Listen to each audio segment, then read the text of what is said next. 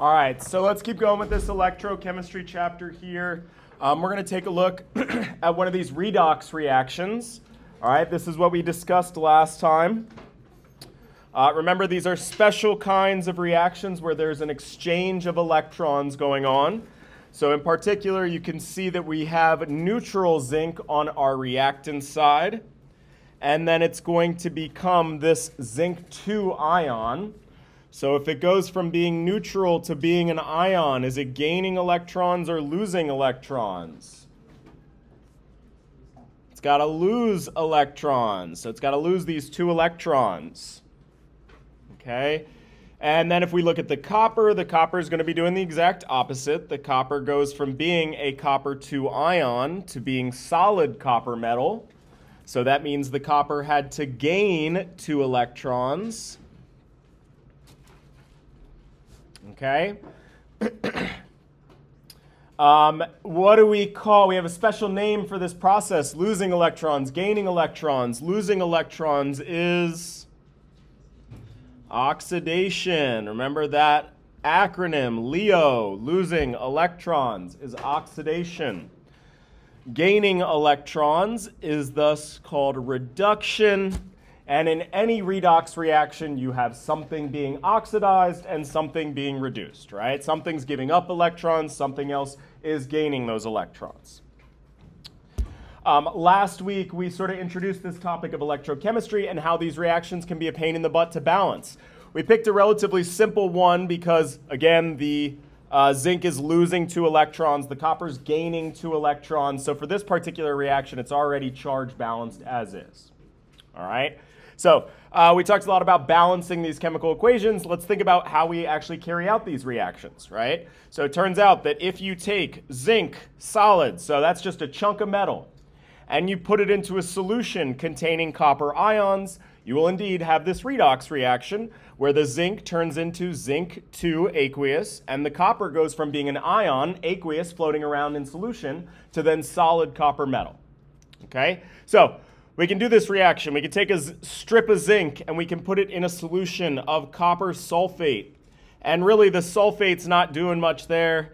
It's just those copper 2 ions that are participating in this reaction here. Okay? Copper, when it's in solution, is actually this pretty blue color here. So that's why that has that blue color to it. Okay? And so we put these things together, we let them react, and what we're going to find, okay, is that we get a bunch of this like black stuff precipitating on the outside here. What is this? This is our solid copper that's forming, right? And you can actually see that that blue color is being removed from the solution. That's way too big. Right? Because over here we had copper 2 ions that were aqueous, and they're becoming solid copper throughout this reaction. All right? Likewise, our zinc strip is made up of solid zinc. What's going to happen when the zinc gives up those electrons? It's now going to be floating around in solution as these zinc ions. So that strip of zinc is actually going to sit there and like dissolve in that copper solution as it reacts and becomes aqueous zinc ions. And at the same time, we're going to have solid copper precipitating out here. Okay? If we look like on an atomic level, right, so this is what we'll see with our eyes. If we could zoom on down in our magic school bus and see what's happening to the atoms here. Okay, we have these copper ions. Again, they're floating around in solution. Whoa. All right, they're going to collide with these zinc atoms that are on that strip of zinc. And when that happens, we get a transfer of electrons from the zinc to the copper ions. Okay? So these copper ions have this pull, right? They're able to pull those electrons away from those zinc atoms. Okay? There's always this tug of war going on between metals for these electrons here. It turns out that some metals are better at tug of war than others. Turns out that copper is just better at tug of war than zinc here. It's able to take those electrons away from those zinc atoms. So then what we have on the other side is now we have zinc ions floating around in solution. All right, they've been sort of ejected from this solid zinc here, or dissolved into this solution. And now we have solid copper atoms that are starting to precipitate out, right? So again, that black color that we see up here is this solid copper that's forming, going from being copper ions floating around in solution to now being solid copper atoms. Okay, so again, different metals, better at tug of war. Some metals are really good at pulling electrons away from other metals. Turns out that copper just has a higher affinity for these electrons than zinc does, right? So the net result is copper gets the electrons, zinc doesn't, okay? So this all kind of makes sense, or at least hopefully makes sense, when with the idea that we have copper ions colliding with zinc atoms and pulling those electrons away. And we talked about how these collisions are really important in chemistry. Our kinetics chapter was a lot about these collisions that happen in solution. That's how a lot of reactions are carried out. All right? So now we're going to take this exact same reaction, but we're going to set it up a little bit differently here.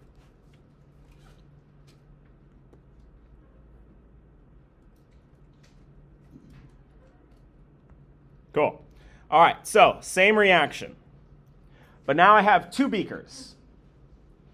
Okay, in one beaker, I have my zinc, so I have both my solid zinc, right? That's that strip of metal in that beaker, so that's my solid zinc in there.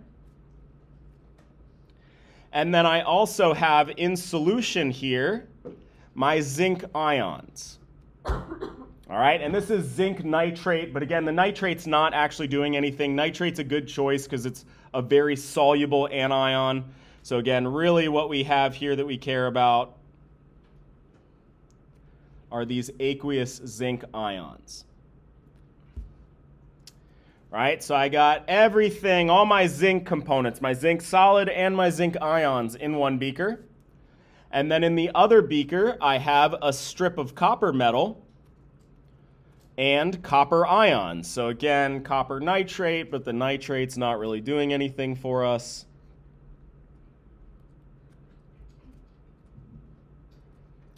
Okay, so again, in one beaker, I have all my zinc, my solid zinc, and my zinc ions. In the other one, I have my solid copper and my copper ions. Okay, now these are two separate beakers. So how the heck is this reaction going to occur if the zinc ion or zinc can't collide with the copper? Okay, what I'm going to do is I'm going to connect these two beakers with a wire.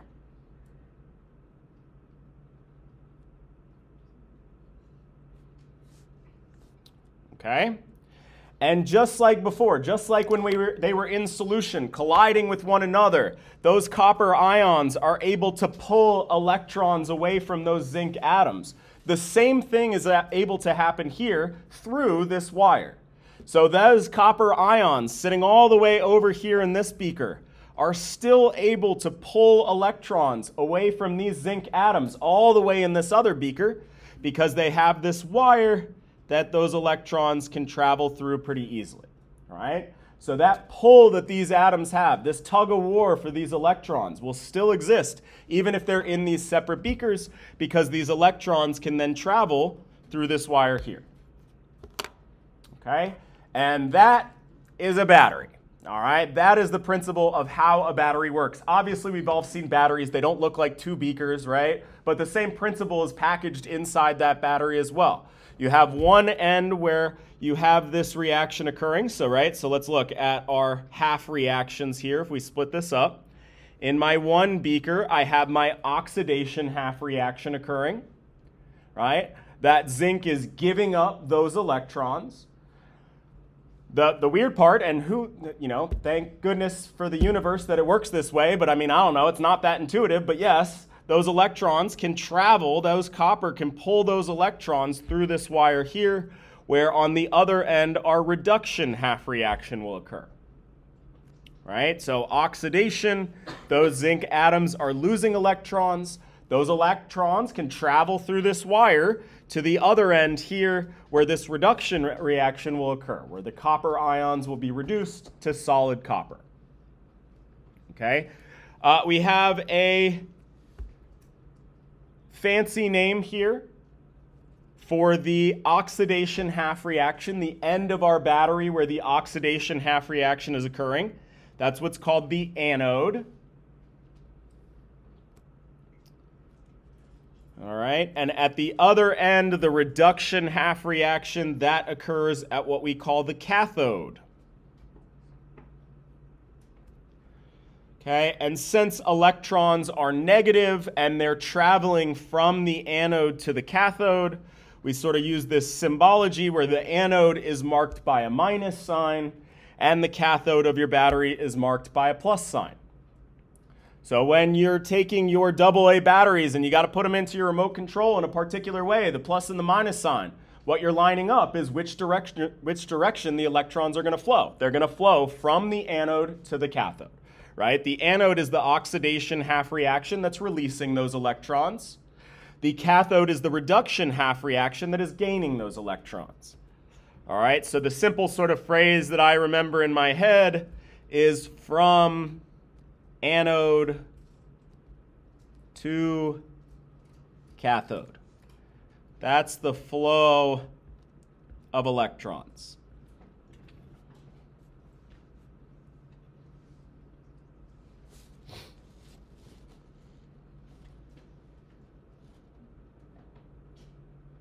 All right, and to be clear, the flow of electrons, that's electricity. That is what electricity is moving electrons. So powering these lights, powering literally like 90 bajillion things in this room right now, is flowing electrons going from one end to another here. An oxidation half reaction that's releasing those electrons and a reduction half reaction that's gaining those electrons. Okay? If we kind of zoom down at the molecular level, because again, this is kind of weird how this is occurring, right? Because we got two separate beakers. There's no longer these collisions that are occurring, but we still have that potential that exists. All right, so what's happening is that zinc is again going from being a solid zinc atom to being a zinc ion, just like we saw before. So it starts out on that strip of metal and then becomes a zinc ion being released out into solution. The difference is those electrons are now traveling up that piece of metal through that wire to the other end. All right, likewise, what's happening in this half reaction, my reduction half reaction, is now these electrons are coming down from that wire through that solid piece of copper, and a copper ion is able to accept that pair of electrons and become solid copper atoms. Okay, so because of this, what's going to happen, right, your anode is kind of being chewed up over time here. That solid zinc anode is becoming these aqueous zinc ions. So your anode is going to lose mass over time as this reaction occurs. Okay? Likewise, your cathode, because it had originally copper ions floating around that then precipitate onto the surface of this metal being copper atoms, this is going to gain mass as this reaction goes on. And that's why all batteries have a finite lifespan, right? Because over time, just by definition here, your anode is getting used up throughout this reaction here. Now we have fancy rechargeable batteries where you can kind of force the reaction in the other direction. That's a little bit too fancy for this particular course. All right, but your normal, not so fancy batteries, they have a finite lifespan because your anode is constantly degrading over time. Cool. All right, so we have a fancy way that we can summarize the contents of a battery, which we call standard cell notation.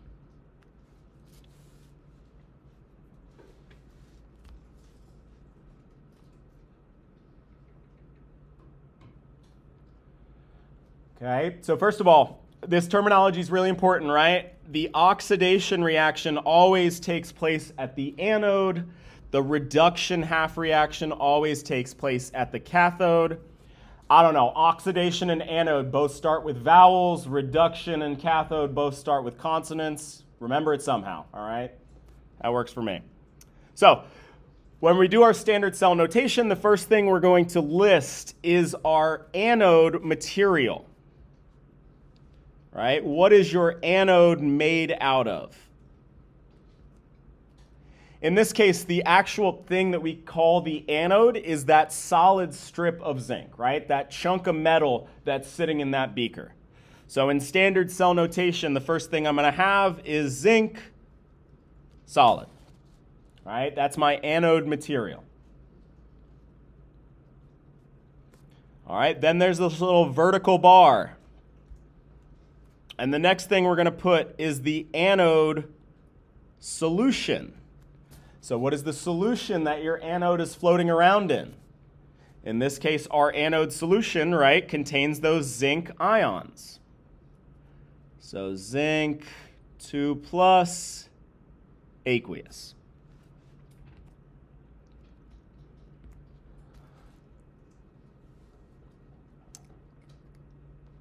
All right, so the purpose of this standard cell notation, again, is to just summarize the contents of the battery. First thing we have is what is occurring at our anode here. What's our anode made out of, and what's the solution that that anode is sitting in. All right, then we got these double vertical bars. And now we got all the information about the cathode. The cathode solution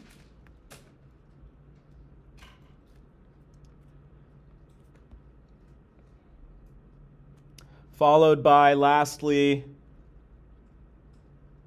the cathode material. All right, so given this battery that we discussed here, see if you can't tell me what my cathode solution and cathode material would be here.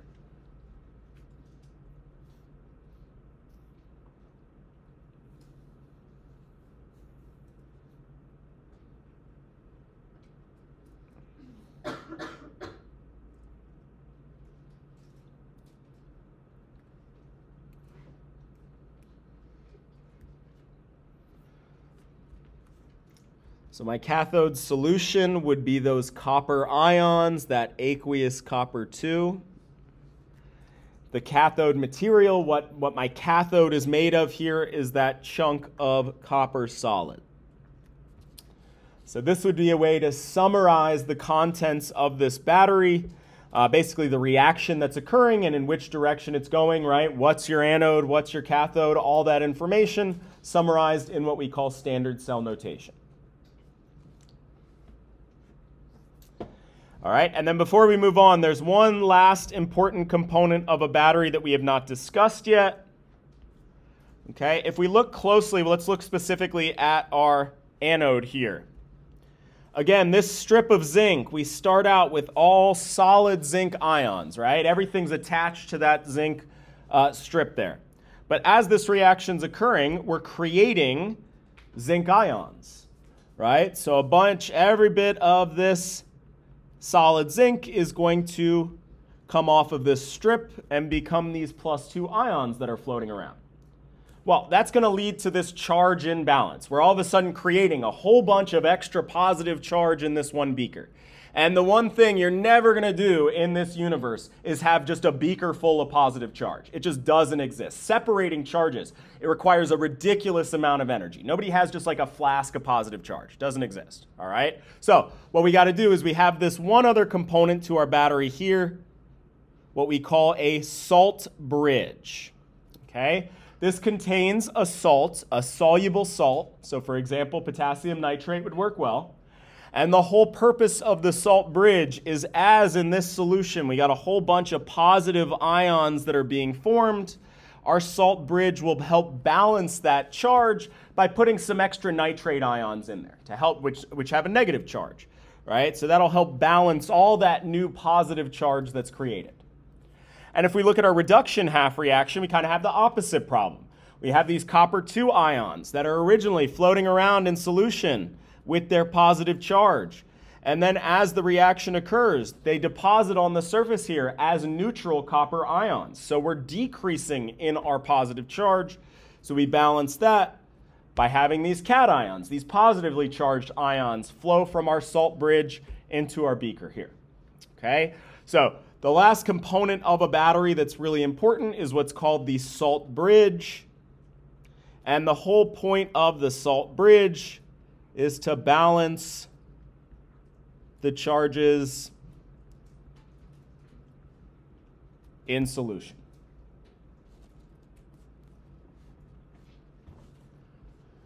All right, this particular one was filled with potassium nitrate. There's no reason why it couldn't be like sodium chloride or just any other soluble ionic compound, right? Something made up of positive and negative charges. As this reaction occurs, all your negative charges, your anions, will start flowing into your anode to help balance charges. And all your positive charged ions, your cations, will flow into the cathode to help balance charges over there, right? So that's the purpose of the salt bridge. Okay, and to just kind of clean things up a little bit. All right, again, this is a sort of basic picture, simplest you could do kind of battery. Cool. All right. One other thing that we need to be able to do with our oxidation reduction reactions, and we're going to start with this one here because it's pretty straightforward. This is something that we've talked about already. Oxidation numbers.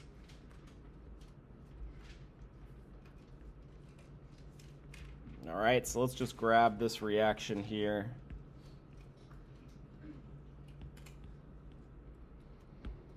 Okay, what we need to be able to do is for all of the elements that are involved in this particular reaction, we need to be able to determine their oxidation number from our balanced chemical equation on both the reactant side and the product side.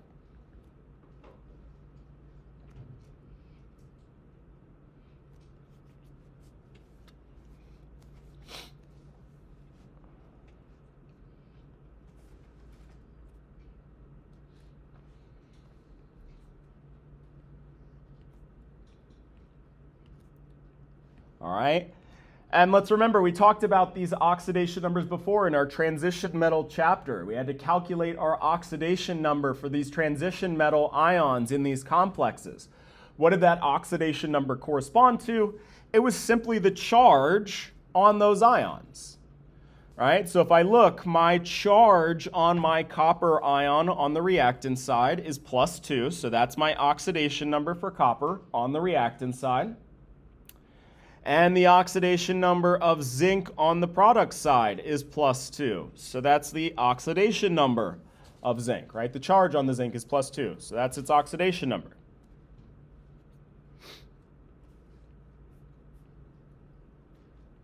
All right, so if I look then at zinc on my reactant side, what would the oxidation number be? What's the charge on that neutral, neutral zinc atom? 0. So that's just what the oxidation number is. All right, and same thing with the copper on the product side. So let's just make note, oxidation number of elements in what we call their standard state is 0.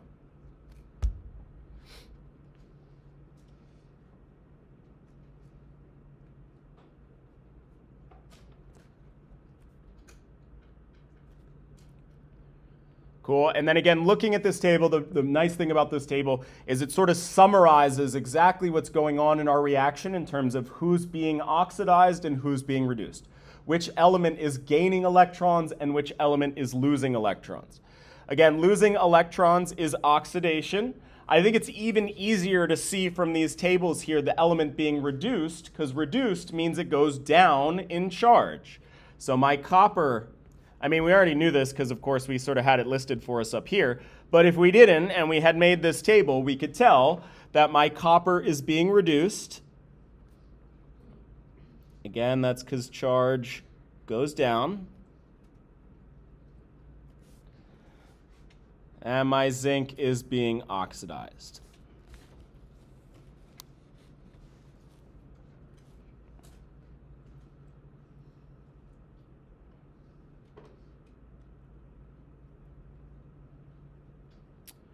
Cool. All right, we're going to take a look at another one here. Another battery. Same basic structure. All right.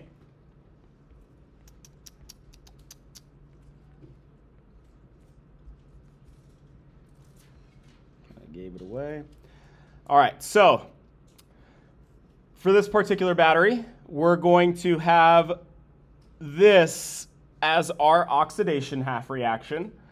Iron being converted into the iron 2 ion, and again, because it's oxidation, it's losing those electrons. All right. So then if this is oxidation half reaction, which end of my battery is this? The anode or the cathode? The anode. And what exactly is that anode going to be made out of in this oxidation reaction? My solid iron. So then my anode solution will contain those iron 2 ions. Right? Those electrons will travel through this wire, powering this light bulb in the process. All right, and then they'll arrive at the other end here. And this is our reduction half reaction that's going to power this end of my battery here. Again, we have a salt bridge. Okay, so if this is my reduction half reaction, what end of the battery is this? It's got to be the cathode. All right, but now we sort of have an interesting situation here. If we look at this half reaction, what's really occurring? We have these permanganate ions in acidic conditions that are accepting these 5 electrons to become the manganese 2 ion, and some water is being made in this process as well, right? So both my reactants and my products of this half reaction, everything's aqueous here, right? So that means everything is going to live in this solution here. So then what is my cathode going to be made out of? There's got to be something there to help pass electrons to this end of my battery. Instead, what we'll use is platinum. And the reason that we're going to choose platinum is because platinum is just an inert metal. So we're going to use an inert metal cathode.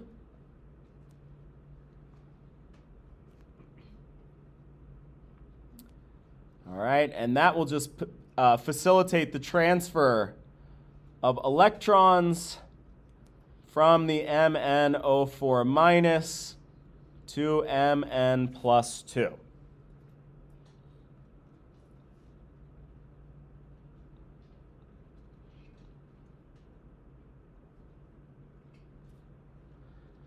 All right, it's saying, here you go, here's some electrons so that you can carry out this reduction reaction. I guess we should say from Mn plus 4 to become Mn plus 2, because the electrons are actually coming from the opposite end of my battery here. All right, so we want to just say if all components are aqueous, we're going to use that inert metal cathode. Okay, so then let's take a second and let's summarize the contents of this battery using that same standard cell notation.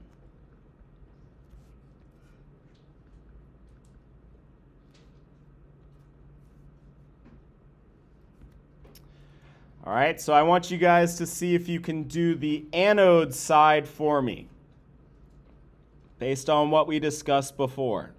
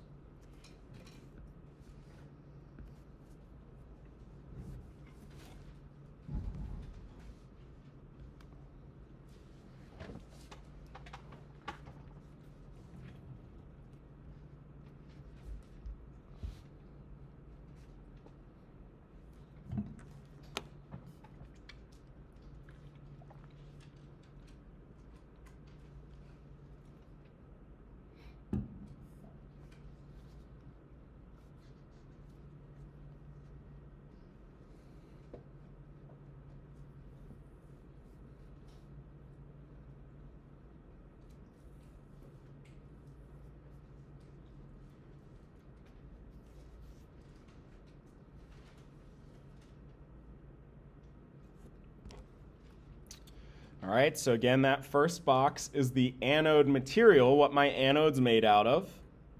So that's that solid iron. And that next box is my anode solution, so that's that aqueous iron. All right, anode material and anode solution.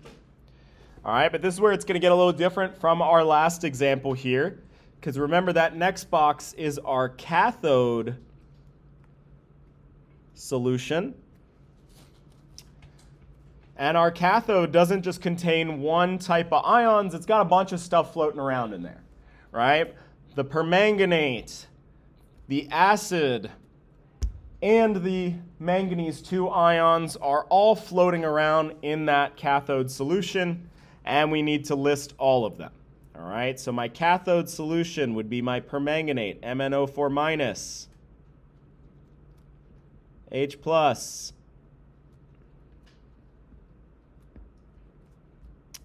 and the product, those manganese ions.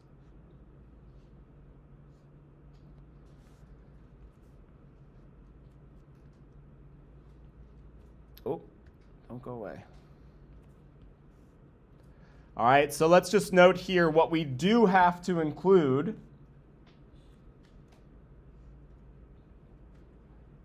are those acidic conditions, right? We talked about when we balance under acidic conditions, there's H+. If it was basic conditions, you would have hydroxide ions. Those are included in the name, are in our standard cell notation.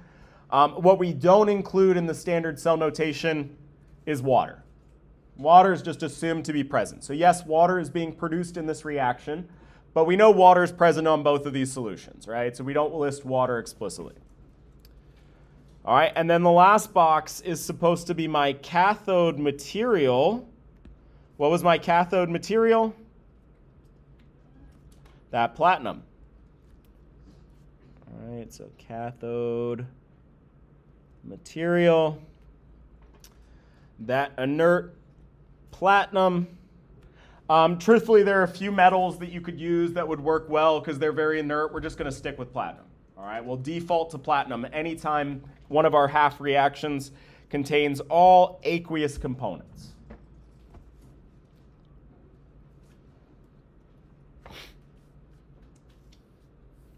All right, so there's one more thing we're going to learn how to do with these batteries here. Okay, but first we need to talk about units.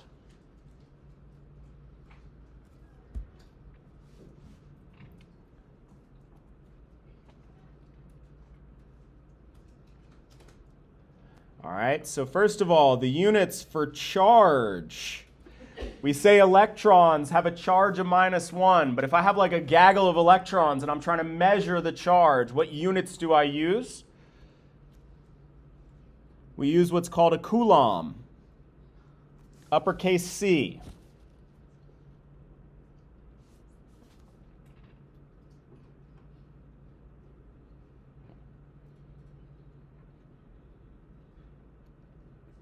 All right, so then what's actually powering all the lights and electronics and all that other crap in this room is not just those electrons, but moving electrons, right? The electrons that are traveling through that wire. This is what we call current. The movement of electrons.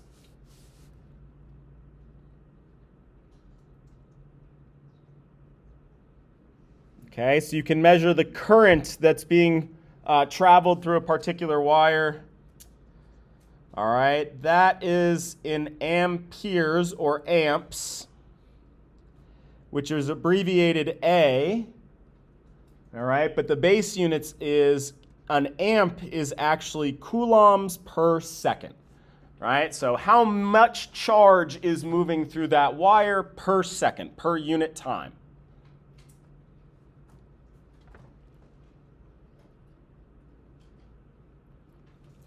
All right. And then the thing that we really care about when we're talking about batteries, I mean, we all know there's a bunch of different batteries out there. And I don't think anybody's under the impression that they're going to be able to swap out their car battery for a AA, right? It's not going to work like that. So what's the difference between those batteries, right? Again, it has everything to do with the pull of electrons from the one element to the other. This is what we call potential.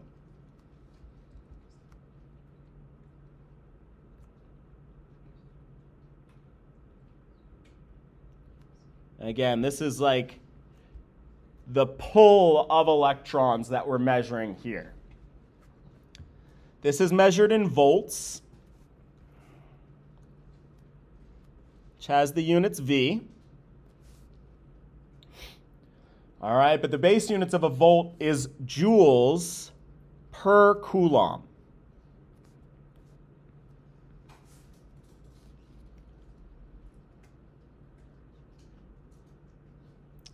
All right, and remember, coulomb is this measure of charge. Well, all electrons have the same charge, right? So this is really a measure of how strongly, how many joules per electron is being pulled from one end of the battery to the other, right? So this is energy, right? That's what joules are.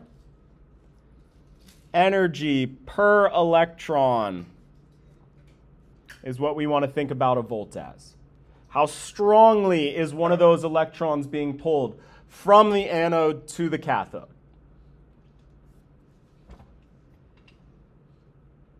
Cool. All right, I lied. There was one thing I forgot to do. We got to make our oxidation number table for this reaction. All right, so going back to this one here, let's just take this here and let's do the same thing we did last time where we do our oxidation numbers. This one will be a little bit trickier, so we got to talk about it. So oxidation numbers. Not that whole thing.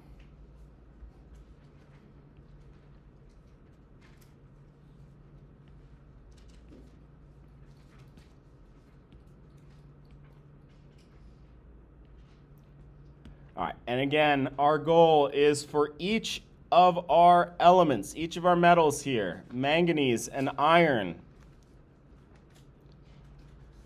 we need to figure out its oxidation number on the reactant side and on the product side. All right, so take a second to fill in these boxes here. I believe in you for these three. We're going to do this last one here together.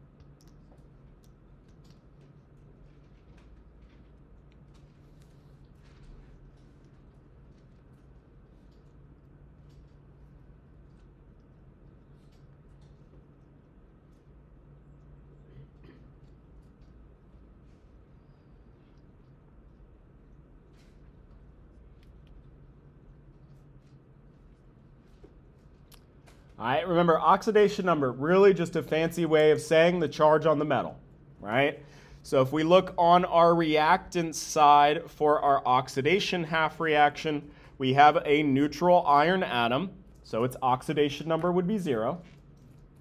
And on the product side, we have an iron ion with a +2 charge, so the oxidation number of iron on the product side would be +2. All right, likewise, again, this one's a little bit easier, so we're going to look at manganese on the product side. This has a charge of +2, so that's the oxidation number. Boom. All right, but if we look on our reactant side, we don't just have manganese all by itself or a manganese ion where we can see the charge written explicitly. We have this permanganate ion, MnO4-. And I don't care about those oxygens. I only care about the charge on that metal ion, right? So this is the same game that we played when we were talking about oxidation numbers of transition metal complexes. We had to use what we knew. We know the net charge, and we know the charge of the ligand. In this case, we don't call it a ligand because it's not a complex, but it's the same principle. And we're going to use those to calculate the oxidation number of our metal. All right? So my oxidation number of my manganese plus those 4 oxygens equals that net charge of -1. Same game we played with our transition metal complexes. All right, the only thing is, like our transition metal complexes, we had to know our ligands. For this to work out, we got to know what our other component is here, our oxygens. All right, and this is just going to go back to what we learned how to do, figuring out the charge of ions. Let's get rid of this. Right, based on where an element lives on the periodic table, you know what type of charge that element likes to form. Everything in this first column's +1. The second column's +2. They want to lose electrons to get to that noble gas configuration. The noble gases, they're not going to give up their electrons. They're happy. They're not going to take them. They're not going to give them up. They're going to stay just how they are. Everything in this column here is going to gain an electron to get a noble gas configuration. So just -1 ions. Everything in this column's -2. And then this column's -3. These guys don't really form ions. All right, so oxygen, based on where it lives on the periodic table, I know will form these -2 ions. So that's what I'm going to use in my calculation here. And oxygen is going to be the really important one to keep in mind here, because as we saw when we were talking about balancing, we see a lot of oxides in these redox reactions, right? So we should just say oxygen has an oxidation number of -2. All right, and I guess we can say, unless it's O2 gas, what would be the oxidation number of oxygen gas?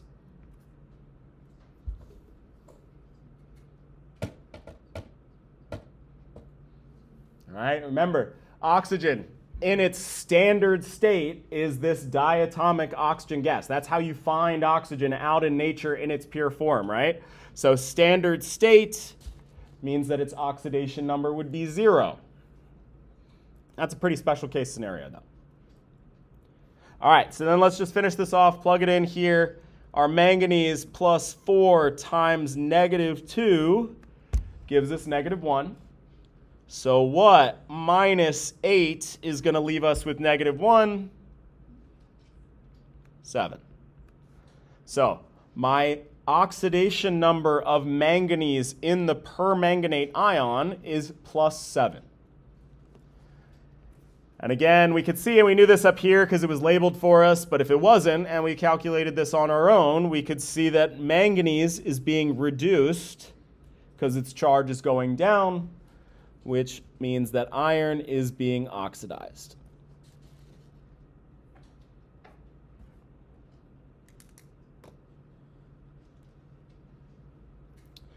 All right, so when we were calculating our oxidation numbers, because we had a compound over here, not just an atom or an ion, we had to do a little math to figure it out. And it's the same principle that we used when we were talking about oxidation numbers for transition metal complexes.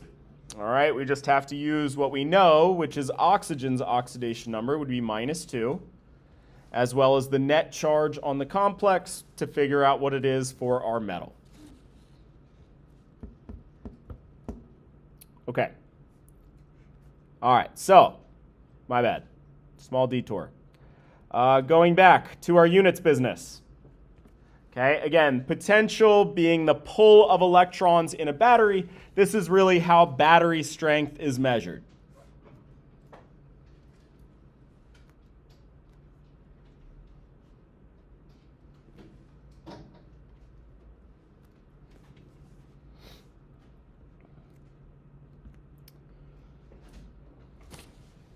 All right? So what we're going to be able to do is for a given battery, right? This was our battery here.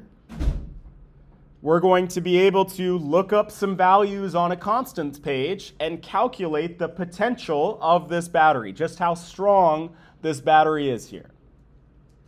All right, so let me grab my half reactions again.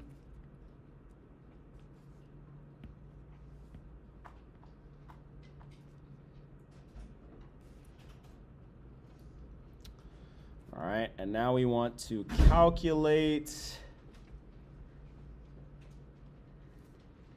battery potential. Okay, so here was my oxidation and reduction reaction powering this battery.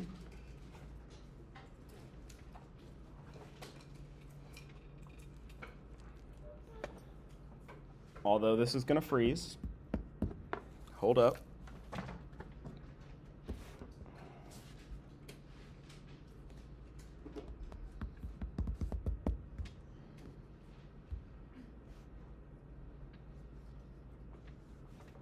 Technical difficulties.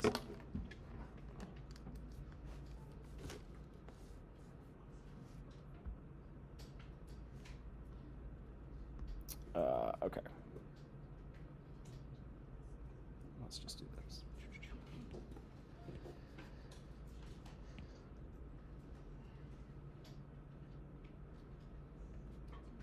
All right, so again, we're going to calculate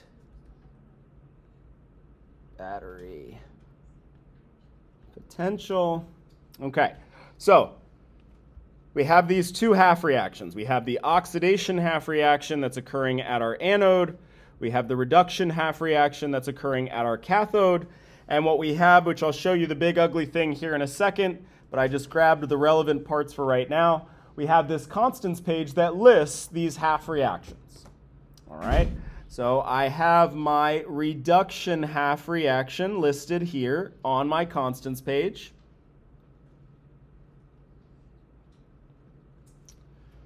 All right, but what we're going to see is our constants page, it actually only lists reduction half reactions. So if we look at our oxidation reaction, this is iron becoming iron 2 and losing 2 electrons. What's listed is the exact reverse reaction here, right? So instead, I have to, when I'm looking up my oxidation reaction, I have to look at these entries on my table in the reverse direction here. All right, so here's my oxidation half reaction. All right, that occurs in the reverse direction.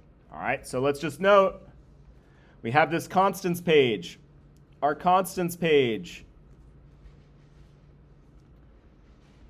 lists reduction half reactions.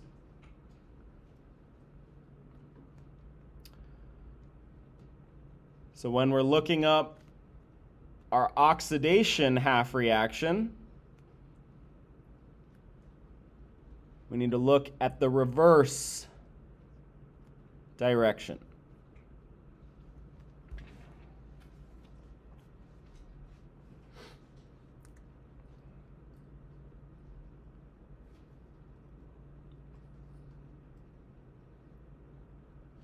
All right, so we got this battery. On the one end is the oxidation reaction with iron.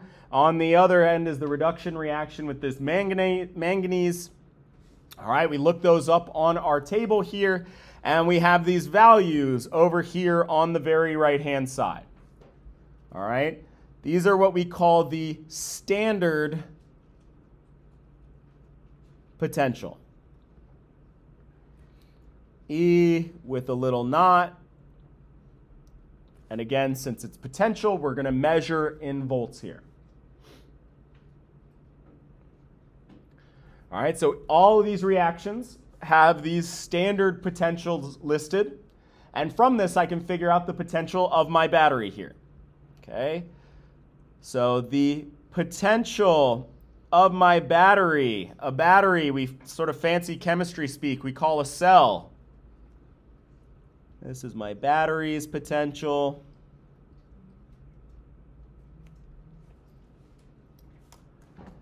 All right? This is simply going to be equal to the standard potential of the cathode minus the standard potential of the anode.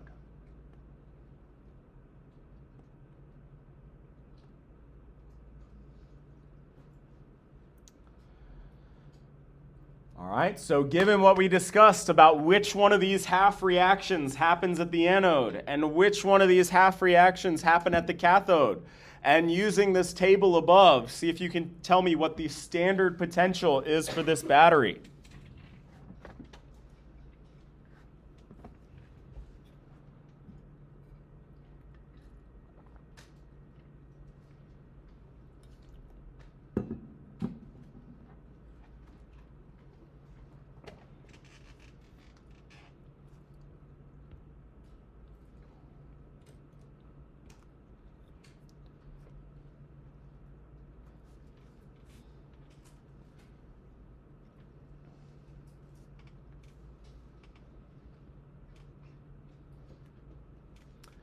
All right, remember, the reduction reaction takes place at the cathode.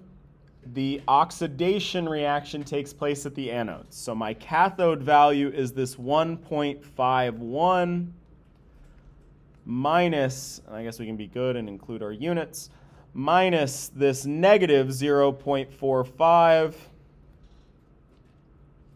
All right, so my potential of this particular battery would be 1.96 volts.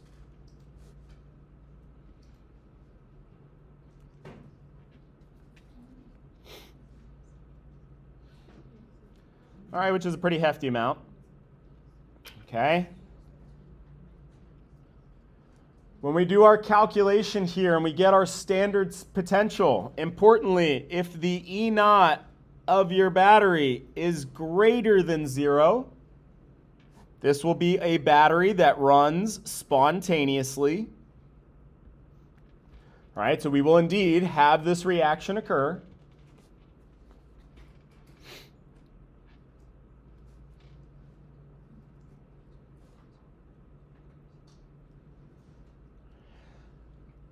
And if your E naught of your battery is less than 0, we would call this a non-spontaneous.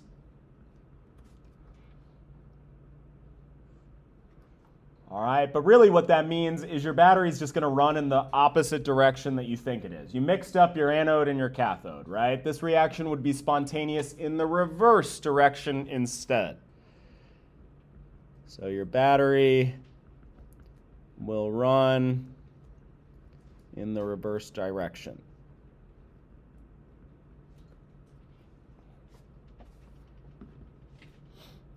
So in this case, our battery looks like it's set up correctly. We got this positive potential here. So cool. We're going to have electrons flowing from anode to cathode, powering this little light bulb we got set up here. Okay, but again, we have this constants page where we can look up these half reactions. Our cathode standard potential minus our anode standard potential gives us our standard potential for the battery. All right, so now to finish this off, we're going to go back to our original battery that we were looking at, right, with our copper and our zinc.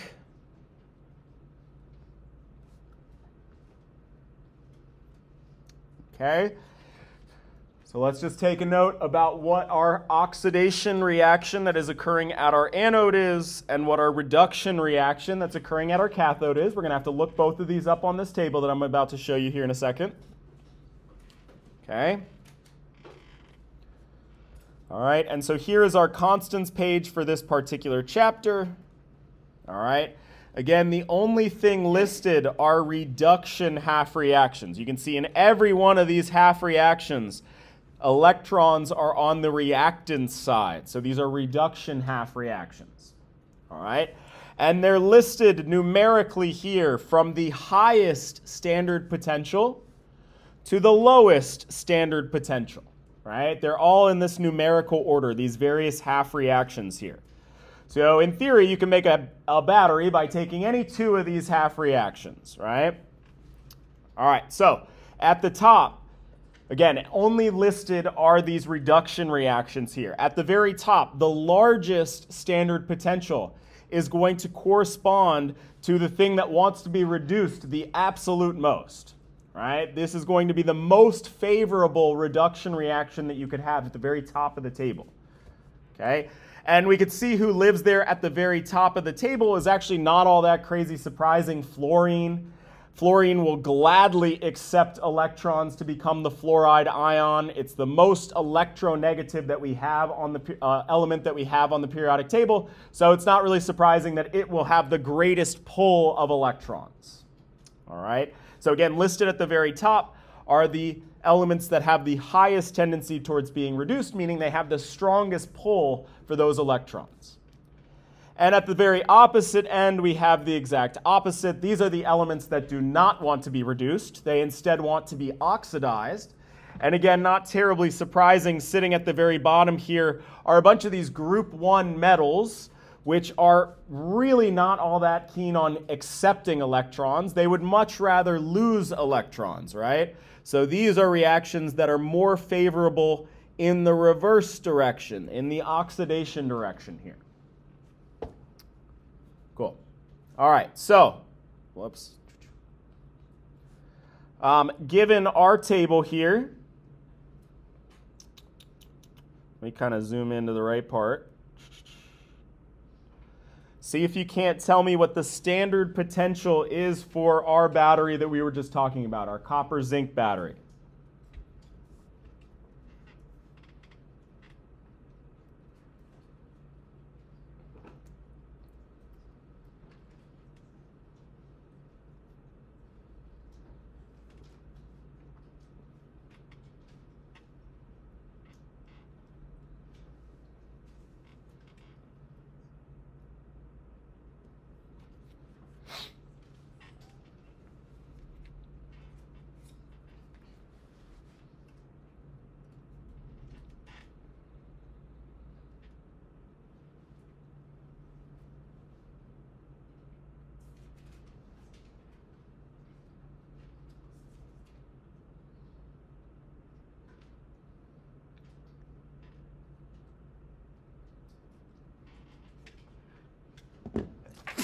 Excuse me.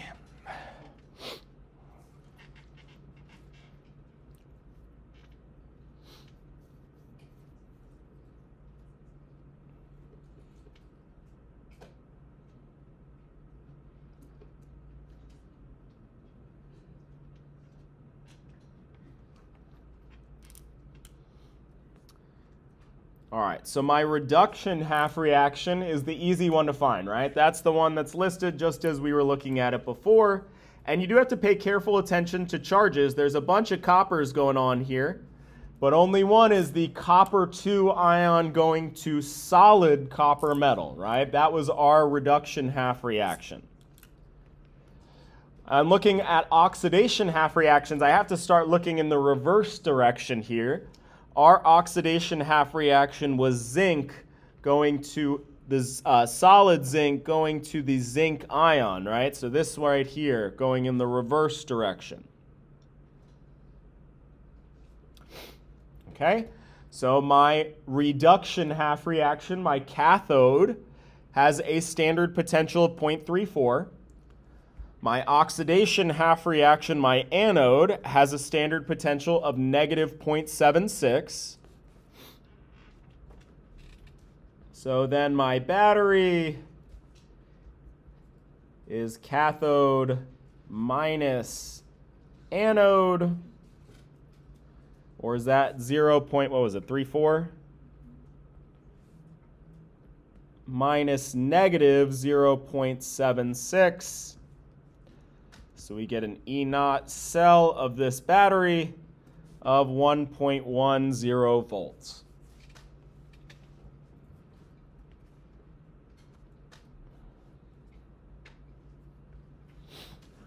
All right, so what do we say? Would this reaction run would this battery run spontaneously or non-spontaneously? Positive E cell is a spontaneous. All right, and we're gonna call it there, but let me just preview real quick where we're going here. We're using words like spontaneous and non-spontaneous. What is that reminding us all of? Which one of our favorite thermodynamic variables? Delta G. Yes, so we're going to see that there's an intimate relationship between the potential of a battery and the free energy of the reaction that is driving that battery. Not only that, but right, we got this little knot going on here. What does that knot mean? Standard conditions, and so we'll then figure out how to calculate the potential of a battery that's operating outside of standard condition. All right, so let's just do like a lightning review of what we've covered thus far in our electrochemistry chapter. We're focusing on these particular type of chemical reactions here. So this is an example between zinc metal and the copper ion to form a zinc ion and copper metal. And these redox reactions are characterized by this transfer of electrons that occurs from one atom to another, right? So we're actually moving electrons around in these reactions. And because of that, we got to keep track of these electrons in order to balance these chemical equations. And so what we learned how to do is we had to split these up into these two half reactions that need to be charge balanced, and then you combine them back together to get your balanced chemical equation. Okay?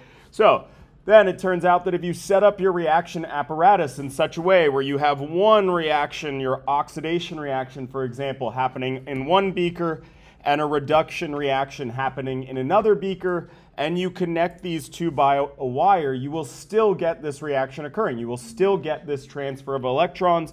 The electrons just flow through the wire in order to get from one end to the other. All right? So these metals, certain metals have a certain pull of these electrons, right? There's this tug of war going on, and certain metals are better at tug of war of electrons. It makes sense when they're colliding together that they'd be able to pull electrons away, but this phenomenon will still occur through this wire here, which is what we take advantage of to create electricity and power lights and computers and all that jazz. All right? So we learned then that we could take these two half reactions and we could look them up on our constants page here, looking up the reduction reactions.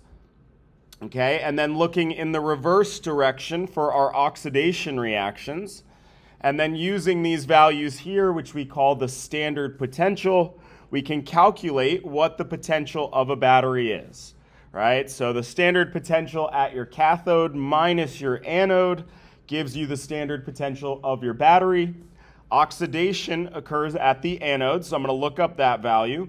My reduction happens at the cathode, so I'm going to look up that value. And again, it's cathode minus anode gives us our standard potential of our battery, right? So we can measure our battery strength by looking up these two half reactions.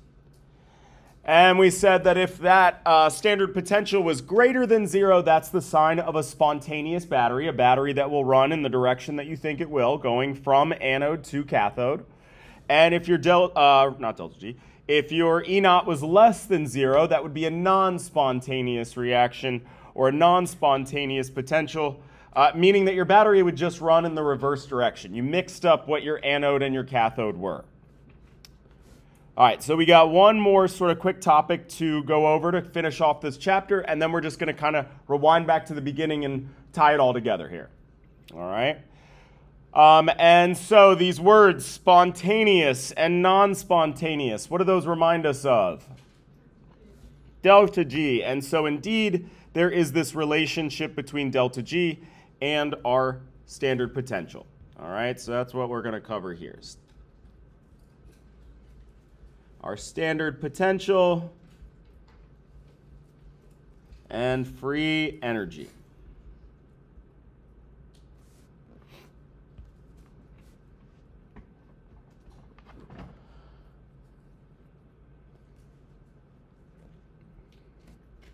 All right, I actually want this on another page.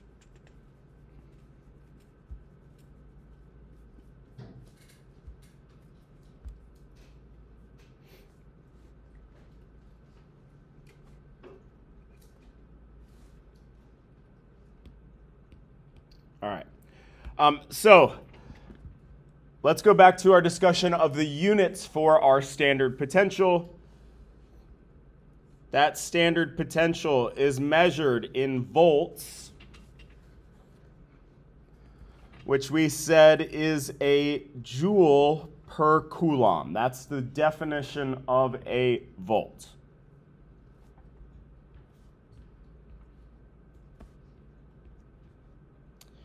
All right, so a coulomb, remember, is how we measure charge. Okay, so the variable that we use for charge is going to be this lowercase q here.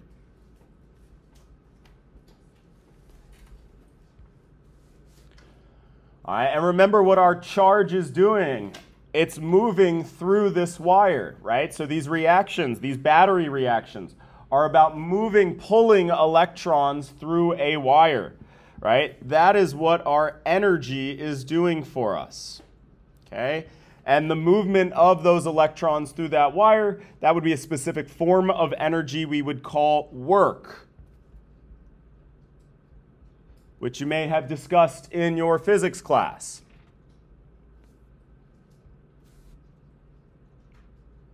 Okay, so if we just rearrange this here, I'm going to move Q over.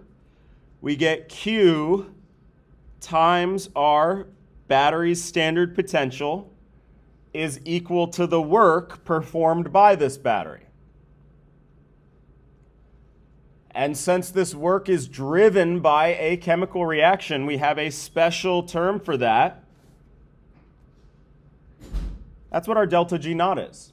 That's what free energy is the energy available for a reaction to perform work. So we have our relationship between our standard potential and our delta G. We just have to multiply that standard potential by our charge, Q. All right, well, what is the charge in this battery here? This is going to be equal to the number of moles of electrons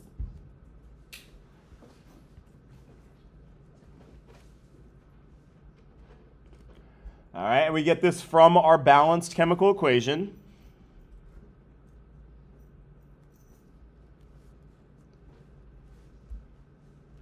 Times the charge of each electron, which is this constant called Faraday's constant.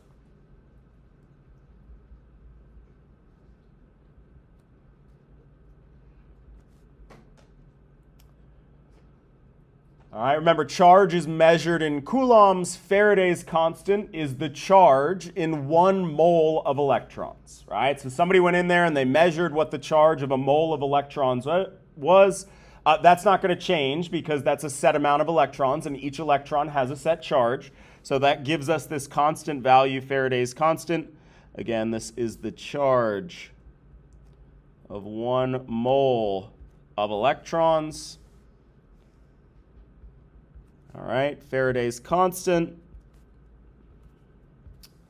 is a big number, 96485 coulombs. Remember, that's what charge is measured in, per mole electron. So summing this all up, our relationship between delta G and our standard potential is that the delta G is equal to negative NF E naught.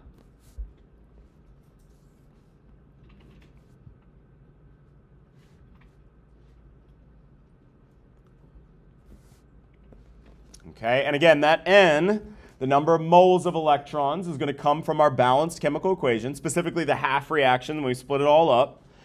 F is just a constant, that same number all the time, the charge in 1 mole of electrons. And that standard potential E, that's what we calculate from our constants page by looking up those 2 half reactions. So if we have a balanced chemical equation, Faraday's constant, and our E naught for our reaction, we can calculate the delta G of that reaction. All right, so let's go back for this particular reaction here. Let me grab our half reaction.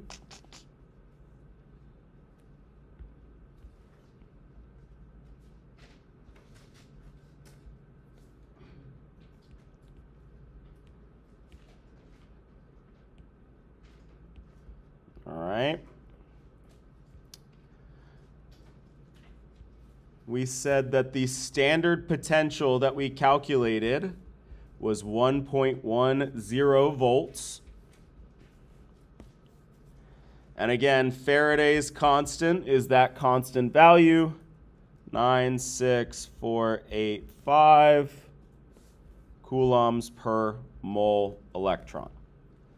So using these three pieces of information here, I want you to take a second and calculate the delta G for this reaction.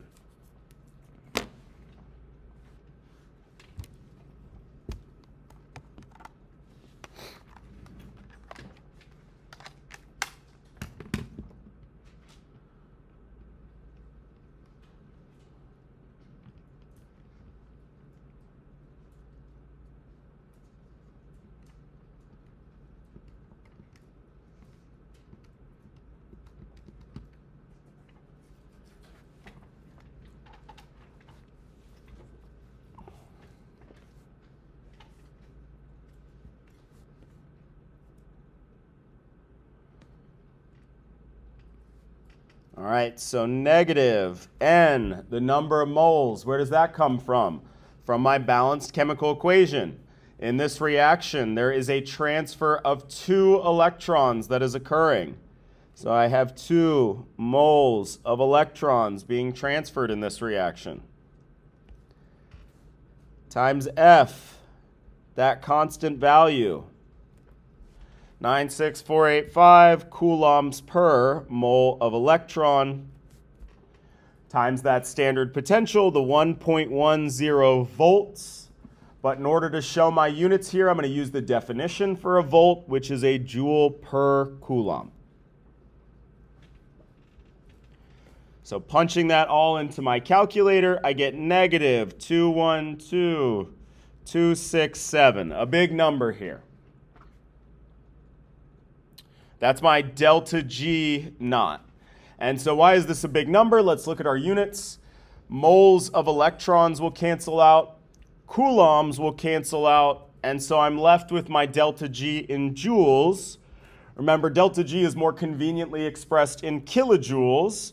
So this would be negative 212 kilojoules is my free energy, which is still a pretty big delta G, and that's very typical of these reactions, right? We don't make batteries with reactions that suck. Generally speaking, these reactions powering these batteries are very, very favorable reactions. All right, so we get these nice large, or I guess since it's negative, small delta G values. All right, so again, we have this relationship between our delta G, our free energy of our reaction driving our battery, and the standard potential of that battery.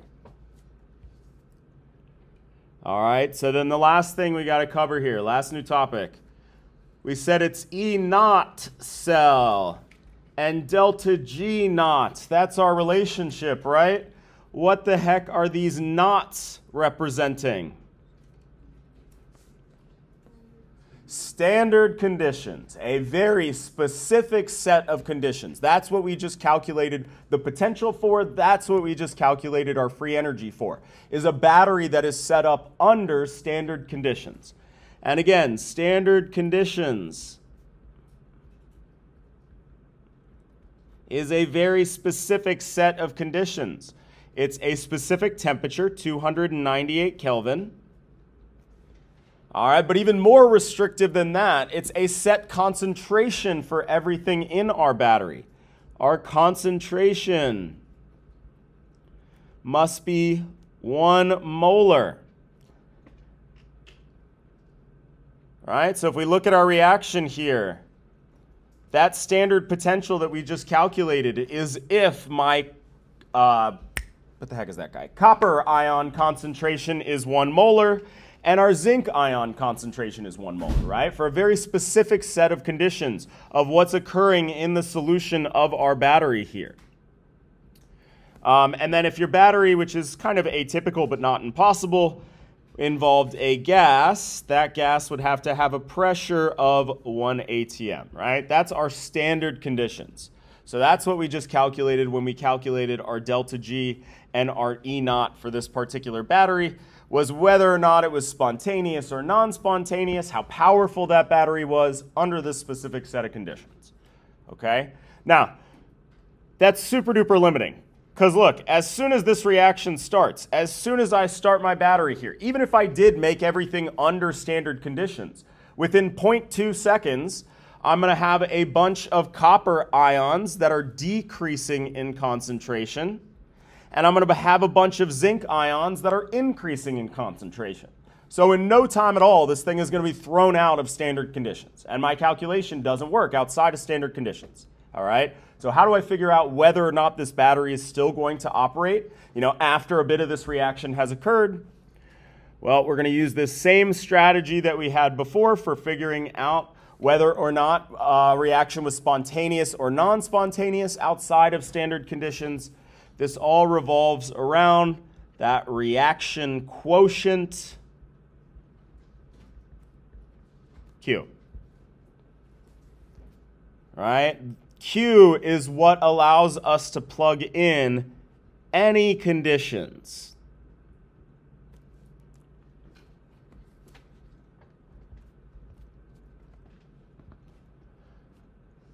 All right, so let's just start with what we know about Q and its relationship to delta G. We said that if we wanted to find the free energy for a reaction outside of standard conditions, this was equal to that standard free energy value plus RT natural log of Q. All right, that's how we figured out whether a reaction was spontaneous or non-spontaneous outside of standard conditions. So this is going to be our starting point here, because now we know the relationship between delta G and delta E naught. All right, we said that this was equal, to negative NF E naught for our battery, right? Where again, that E naught was standard conditions. So then let's just use this delta G and define something similar here. We're going to say, all right, fine, then delta G without the naught is equal to NFE without the naught, our potential outside of standard conditions. All right, and that's what we want, is to figure out whether our battery, what its potential is outside of standard conditions. All right, and that RT natural log of Q, we're just going to bring down as well. And so now we have what we're after here. We have our relationship between our standard potential and our potential outside of standard conditions. So we're just going to simplify this equation by dividing both sides by negative NF. And we'll get our final relationship here.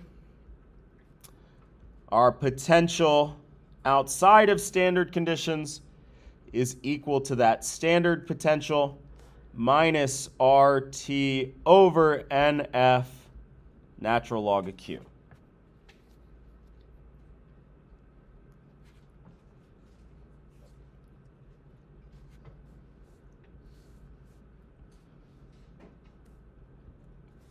Cool. All right, so let's take this and our reaction that we were discussing here. Let me put it down here.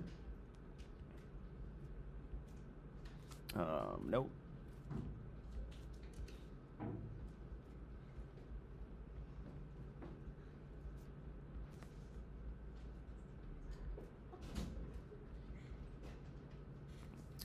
Okay. So now we're going to figure out whether this reaction is still spontaneous, what its potential is outside of standard conditions. So let's say our battery's been running for a good bit here, and now we have a situation where our reactant concentration has decreased. So we want to know what is the standard, or what is the potential.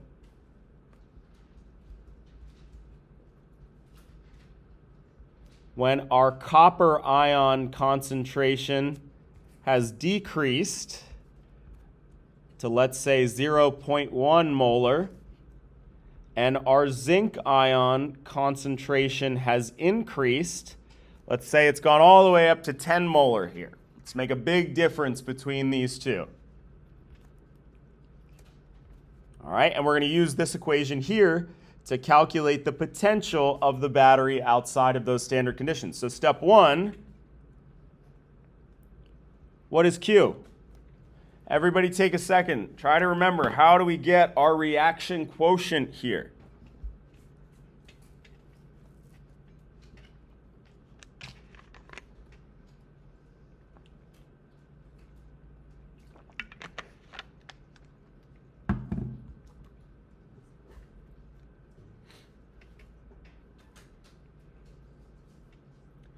Remember, your reaction quotient, it is just your equilibrium expression. You can just plug in any values. They don't have to be equilibrium values, right? So I'm going to do exactly what I do to build my equilibrium expression. Products over reactants. My product, my zinc ion concentration, over my reactant, my copper ion concentration, right? And why don't my solid zinc and solid copper appear in this expression at all? I guess I kind of gave it away, because they're solid, right? So only aqueous or gases would appear in an equilibrium expression. Same with Q. So if I plug in my values here, 10 molar divided by 0.1 molar, my value for Q under these conditions would be 100, right? Products over reactants. So then we're just going to plug in everything to this equation here. Okay, our E for our cell is equal to that standard potential, what we measured to be 1.10 volts.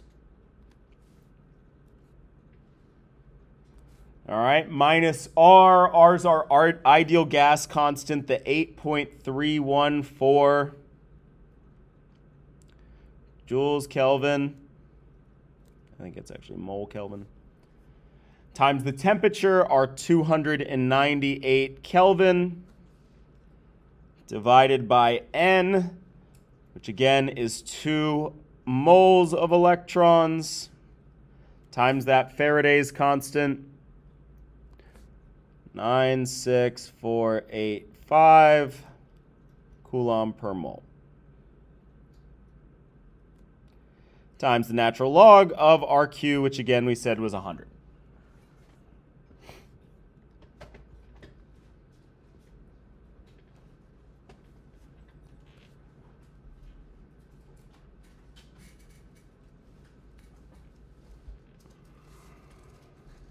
Okay, so I'm just going to plug this all into my calculator here.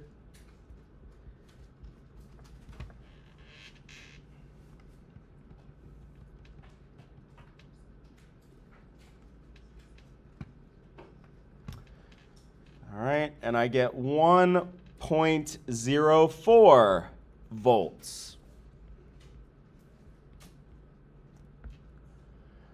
Right? And since my reactant concentration has gone down and my product concentration has gone up, my potential rather, it's not the standard potential, my potential has decreased, but not that terribly much, right? There's a reason why batteries don't just die within 3 seconds. They last a bit of time, all right? And that's because they can operate without losing a terribly large amount of potential, in part because they are such favorable reactions to begin with, right? They have such large delta G's to begin with. Throwing things a little bit outside of standard conditions doesn't mess that up, all right? So yes, our potential does decrease. It has to decrease, but not that much, not that bad. And this is very typical of these reactions because, again, these reactions tend to have very large delta G values or very large negative delta G values.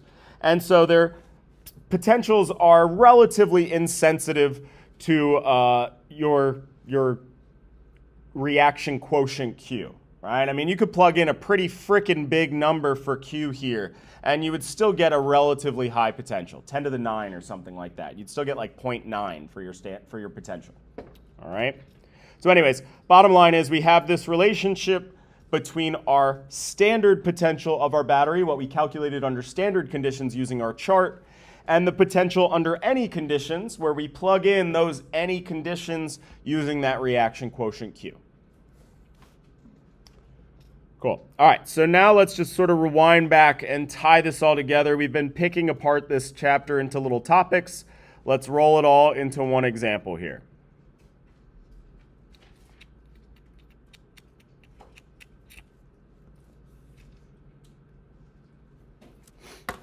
We got a new reaction here, a new battery, all right?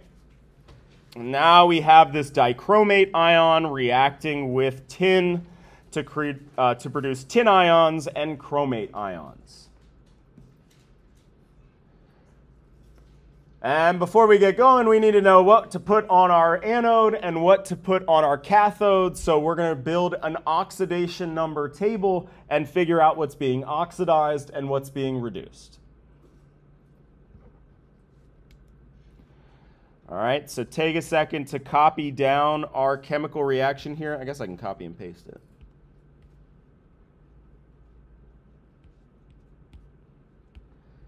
All right, and now we're going to build a table where we look at our chromium metal and our tin, and we figure out what the oxidation number is for each of these on our reactant side and on our product side.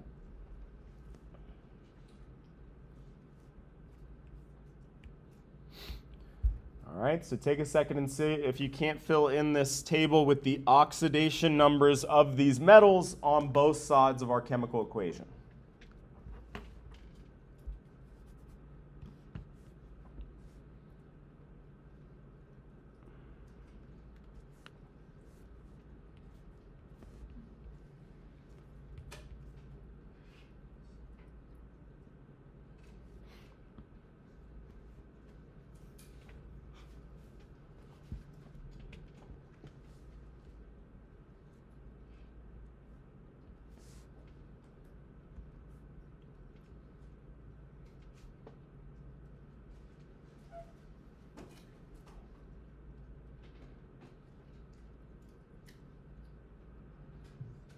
Remember, oxidation number is a fancy way of saying the charge on that metal.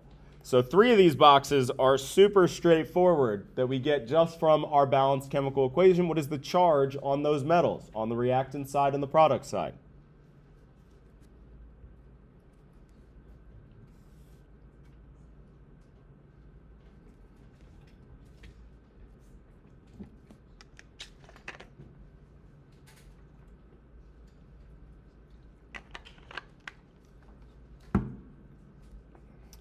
All right, if we look on our product side, tin has a charge of +2. So that's its oxidation number. Chromium has a charge of +3. So that's its oxidation number. If we look on our reactant side, tin is in its standard state. It is a neutral metal atom. So that would have an oxidation number of 0. And then for our dichromate ion, now all of a sudden we got to do a little bit of math. Because what I see up there, that -2, that's the charge of that ion, my polyatomic ion, doesn't tell me the oxidation number of the chromium, right? So what we got to do is we got to take this formula. What we know from this formula is that 2 times chromium's oxidation number plus 7 times oxygen's is equal to that net charge of -2. Right? And we see where those 2 and that 7 came from, right? Just straight up from my chemical formula there. All right? Again, the whole shtick is I don't know what chromium is, but I do know what oxygen is. Because any oxide, oxygen always has the same charge, and that charge would be -2. Because where oxygen lives on the periodic table, everybody in that column has a -2 charge when they form ions. So I got 2 times chromium plus -14 equals -2. I do some rearranging here. 2 times chromium is equal to +12. So that means each chromium must have an oxidation number of +6.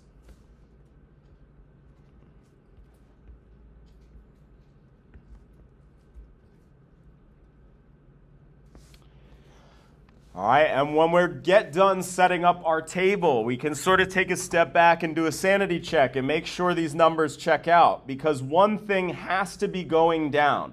One thing has to be being reduced, and the other thing has to be going up. Something has to be oxidized. If that's not the case, you want to go back and look at your math again.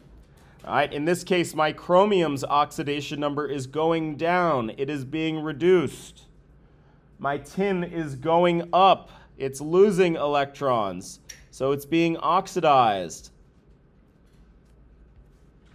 All right, and take a second and see if you can remember then which would be our anode and which would be our cathode.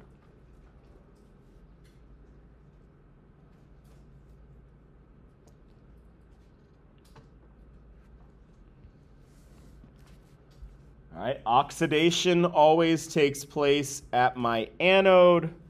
Reduction always takes place at my cathode.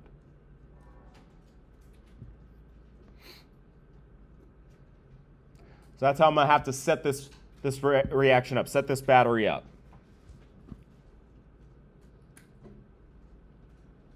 Cool. All right, so now step 2 that we got to do. We're going to have to balance this chemical equation, and this reaction occurs under acidic conditions here.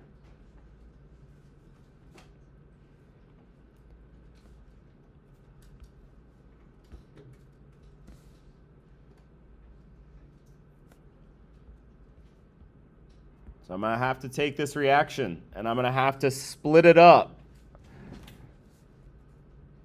into these two half reactions. Tin becoming the tin ion, and this dichromate becoming the chromium 3 ion.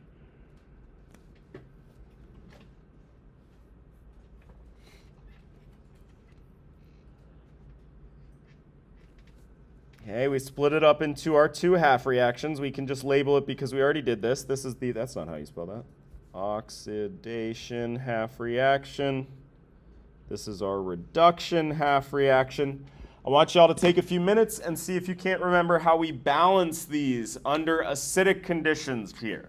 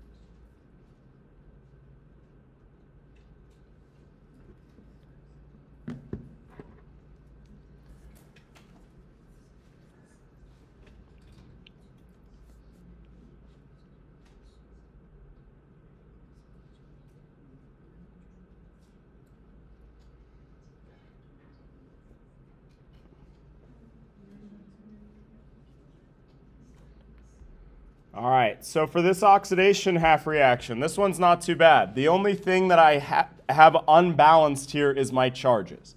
I got to charge balance this. The only way to charge balance is by adding electrons, right? Actually, let me just take a step back. If I look, I can tell that it's not charge balanced because my net charge on my reactant side is 0, but the net charge on my product side is +2.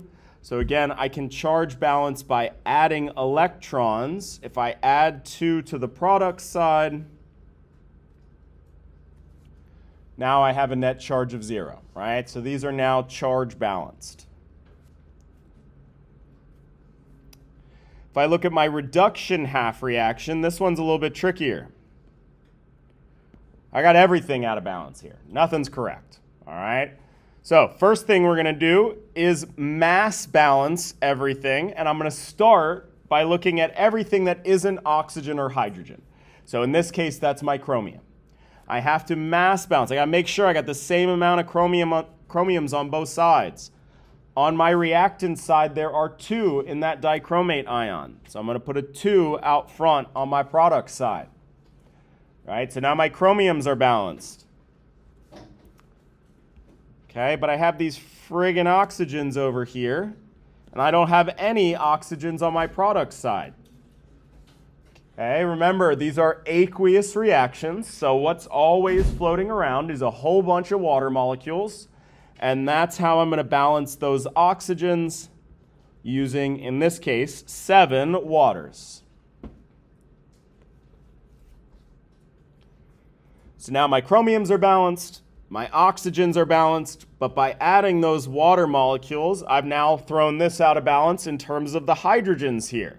So how do I balance these hydrogens? Well, this reaction is occurring under acidic conditions. So I have a whole bunch of hydrogen ions or protons floating around. And that's how I'm going to balance those hydrogens, is by adding H+. Okay, we can just say they're aqueous. Water's a liquid. Okay, so if you had not gotten this far already, take a second to charge balance this.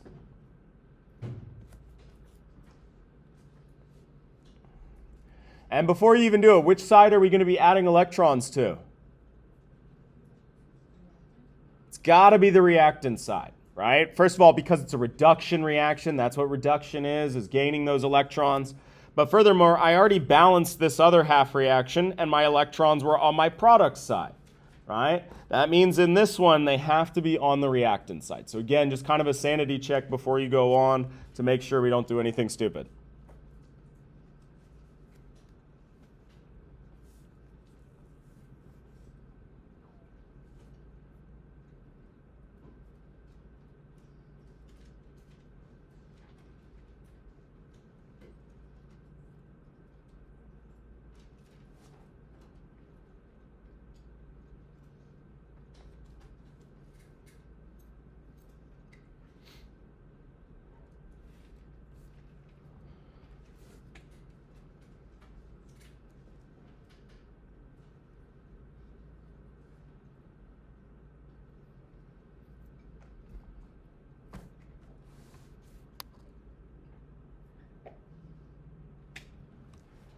All right, so look, 14 protons.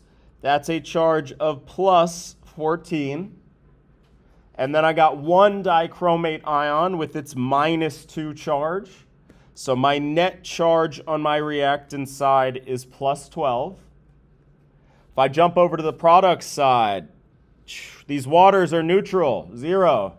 But I got 2 chromium ions. Each chromium ion has a charge of plus 3. So if I got 2 of them, that means I have a charge of plus 6, and 6 plus 0 is just 6. All right, so my one side has a net charge of plus 12, the other one plus 6. I got to balance these by adding electrons, which are negatively charged. So the only thing I can do is bring one of these numbers down. So in order to do that, I'm going to add 6 electrons to my reactant side.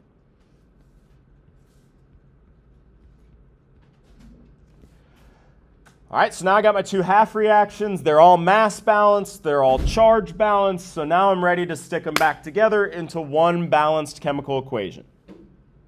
All right, so I'm going to add these two half reactions up, but remember we need to do so in such a way, I guess I can just move this over here, that my electrons will cancel out. If I add them up as is, that's not going to happen because I got 2 on this side and 6 on this side. I can't just like change the number of electrons over here to 6 because that would throw things out of charge balance. So what I'm going to have to do is multiply this whole thing, this entire half reaction, by 3. Then I can sum it up and everything should cancel out nicely. Or my electrons, rather, will cancel out nicely.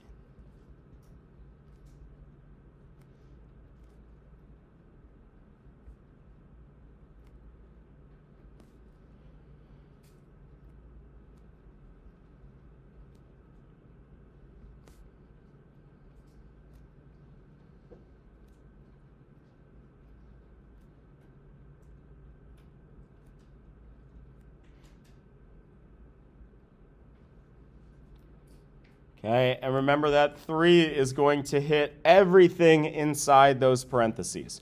So now I have 3 tin atoms on my reactant side, 3 tin ions on my product side, and 6 electrons on my product side, which cancels out with the 6 electrons on my reactant side, leaving me with my balanced chemical equation.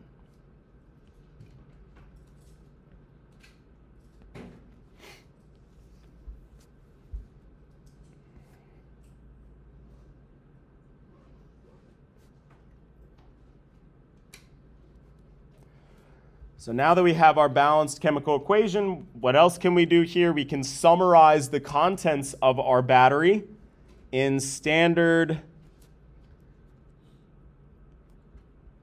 cell notation.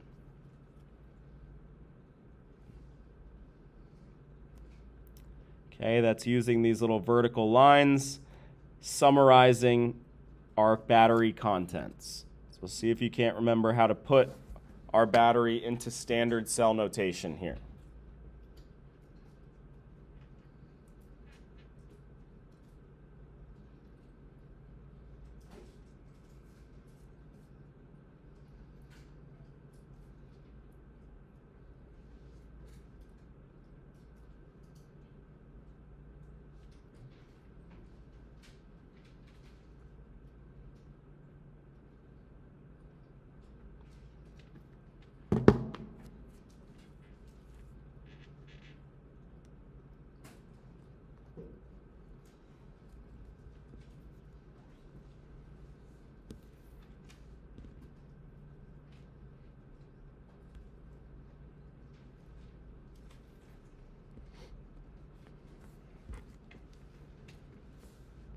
All right, so the first box here is our anode material.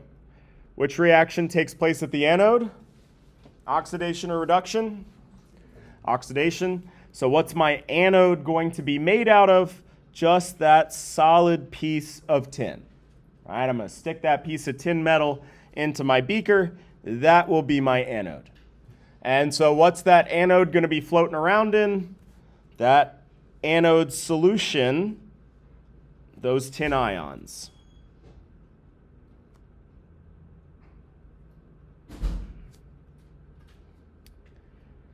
So then my other half reaction, my reduction half reaction, takes place at the cathode, and my next box is the cathode solution. All right, and if we look, we got a lot going on in this cathode solution.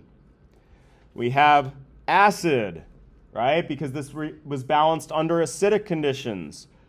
We have these dichromate ions, and we have chromium ions. We always have water, so we're not going to list that one, but we got to list everything else in our solution here. So our aqueous hydrogen ions, our protons, our dichromate ions, and our chromium 3 ions.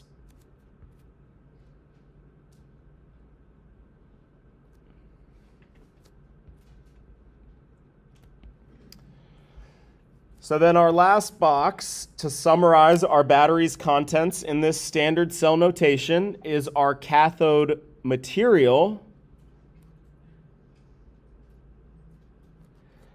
All right, what is my cathode going to be made of? Everything in this reduction half reaction are aqueous or liquid. So what's that cathode going to be made of? What's that wire going to be attached to? A solid piece of inert platinum, right? When everything's aqueous, we default to this inert metal that we can use, platinum. And that'll help transfer electrons, but itself will not be consumed in this reaction.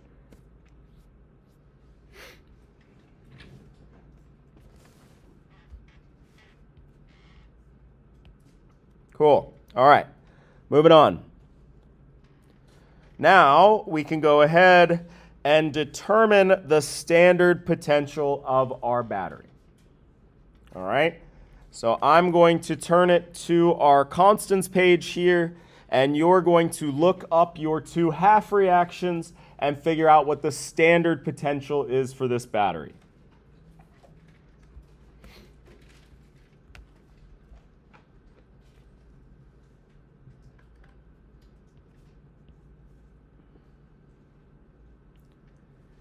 All right, where the heck are we?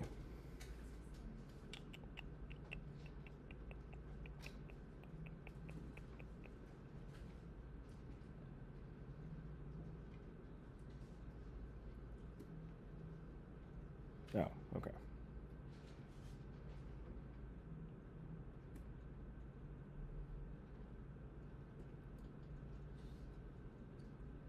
Ah, okay.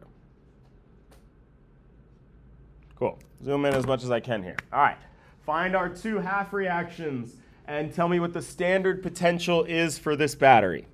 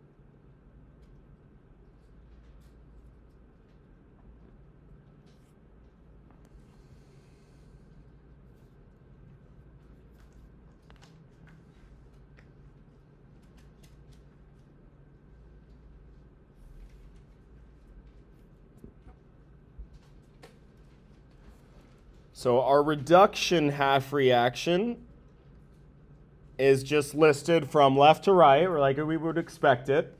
All right, so my reduction half reaction has a standard potential of 1.33. For the oxidation half reaction, I got to start reading these from right to left, right? I got to look in the reverse direction here. And so my tin becoming the tin ion, the tin 2 ion, and losing 2 electrons, that would be this half reaction here. Okay, and so that standard potential that I'm going to use would be negative 0.14.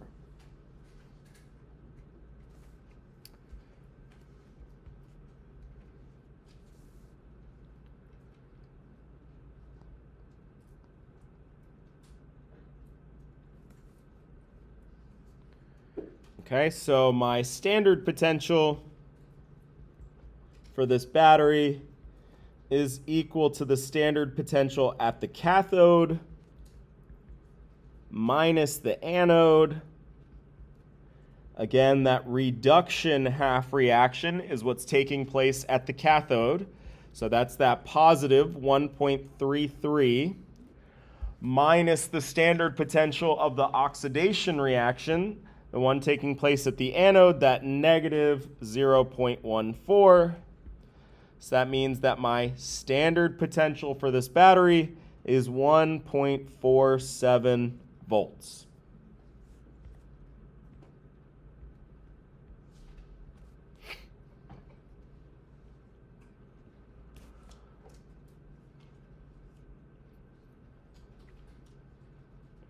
All right, and so then lastly, what can we do here? We can say, all right, great. We know what the standard potential is of this battery, but what's the potential going to be when my concentration of chromium is equal to 2.5 molar, and my concentration of dichromate is equal to 2.5 molar, and my concentration of the chromium ions, the tin ions, and my acid concentration is all equal to 0.025 molar. First thing we're going to need to do is from our balanced chemical equation, let's just grab this here.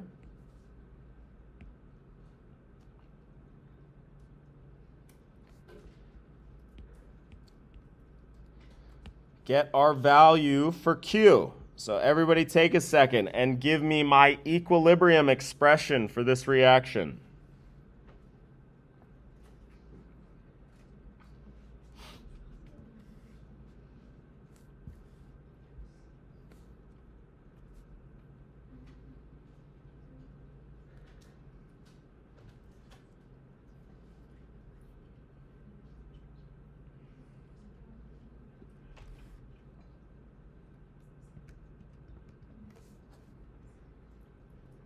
All right, and let me just copy this problem here. We can.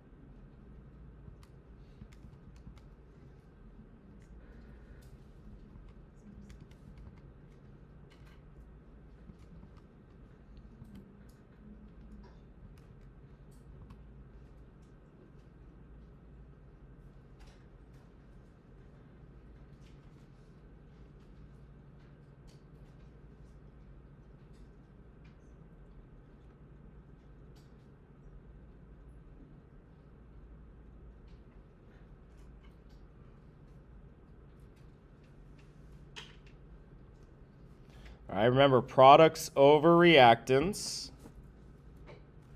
My chromium ion times my tin ion, my products. But then I have to remember that these exponents are going to, these coefficients are going to become exponents. All right, and I won't have water because water has that L. It's a pure substance. So then my reactants are my hydrogen ions, again raised to that power of 14, divided by my dichromate ions. And again, my solid tin won't appear here. So now I'm just going to plug in these values.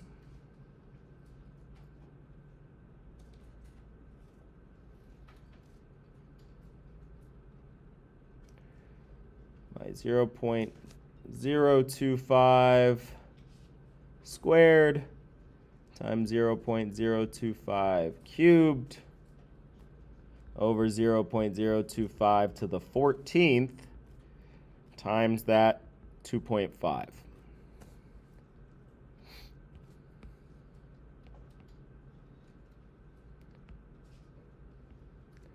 All right, and that 14th is really going to skew things here. My Q value is going to be a big number, 1.05 times 10 to the 14th.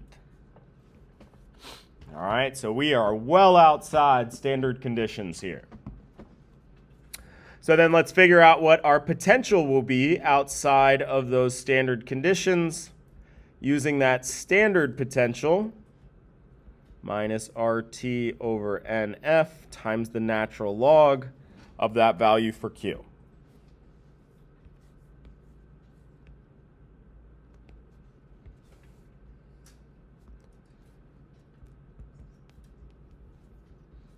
Okay, we calculated our standard potential was 1.47 volts. R is that constant, 8.314. Our temperature, 298 Kelvin. Divided by N. What is N for this reaction? If we go back to our balanced chemical equations here, particularly looking at our half reaction, what's that value for N? How many moles of electrons are being transferred in this reaction? 6. Absolutely. So, and of course I lost my page. So that value, there we go. So that value for N is our 6 moles of electrons. And that value for F is that constant value, which I don't remember off the top of my head. 96485 coulombs per mole electron. Times the natural log of Q, which again we calculated to be that big number, 1.05 times 10 to the negative 14. So now I'm just going to punch all this into my calculator.